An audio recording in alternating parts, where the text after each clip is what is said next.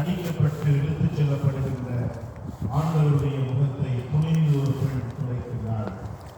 இன்று சமூகத்திலே பல நிலைகளில் அவமானப்படுத்தப்படுகின்ற, வேதனையில் வாழுகின்ற உறவுகளோடு நிற்கின்றவர்கள் ஏராளம்.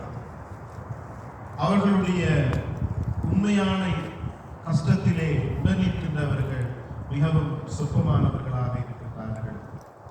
இன்று நாங்கள் எங்கள் அயலவர்களுடைய துன்பத்திலும் துயரத்திலும் எப்படிப்பட்ட மனநிலையோடு வாழுகின்றோம். எங்களுக்கு ஏன் வீண் வம்பு என்று தூரத்திலே நின்று விடுப்பு பார்க்கிறவர்களாக நாங்கள் வாழுகின்றோமா, அல்லது துணிந்து சென்று சிறிய செயலாயினும் காத்திரமான செயலை செய்வதற்கு முன்வரக்கூடிய தைரியம் உள்ளவர்களாக நாங்கள் வாழ்வதற்கு ஆயத்தமாக இருக்கிறோமா? இந்த நிலையில் இறைவனுடைய உதவியை நாங்கள் கேட்போம்.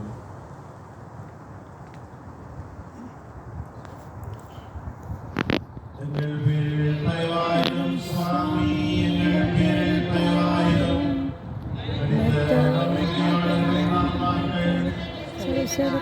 சமாதானத்திலே பாடப்படாது.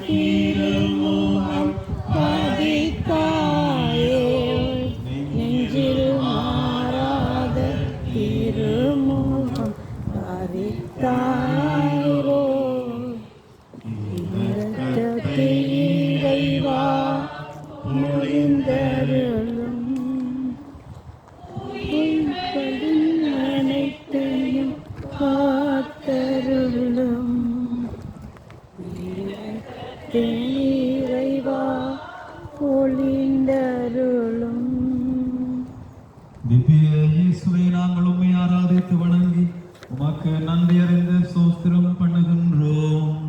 அது ஏனென்றால் உமது திருச்சிலுவை கொண்டு உமது இரத்தத்தினால் சிலுவை இயேசு சிலுவையோடு இரண்டாம் முறை கீழே விழுகின்றார்.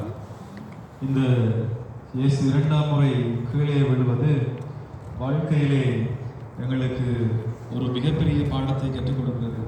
நாங்கள் எந்த அளவிற்கு போராட்ட குணமுடையவர்களாக இருக்கிறோம். இயேசுடைய பாதி உயர்வு எங்களை பொறுத்தவரையிலே அவர் கெத்செமனே தோட்டத்திலே காட்டி கொடுக்கப்பட்ட போதே போய்விட்டது. தன்னுடைய சீடர்கள் தன்னை தெரியாதென்று மறுதளித்தார்கள். யூதாஸ் முத்தமிட்டு காட்டி கொடுத்தான்.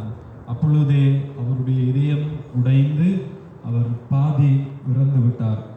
இருந்தாலும் தான் தொடர்ந்து நடந்து செல்ல வேண்டும், கல்வாரி மலை வரை ஏறி செல்ல வேண்டும் என்ற அந்த விடாப்பிடியான குணம்தான் இயேசு ஒவ்வொரு முறையும் கீழே விழ அவரை மேலே எழ வைத்தது. நாங்கள் இந்த மனநிலையோடு வாழ்கின்றோமா?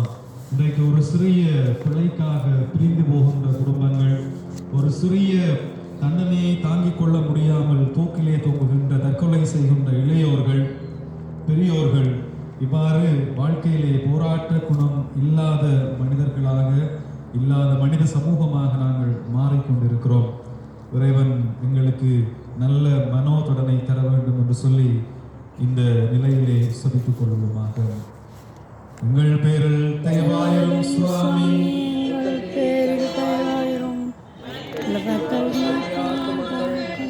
சர்வசேவகத்தினால் சமாதானத்திலே பாரப்படுவது.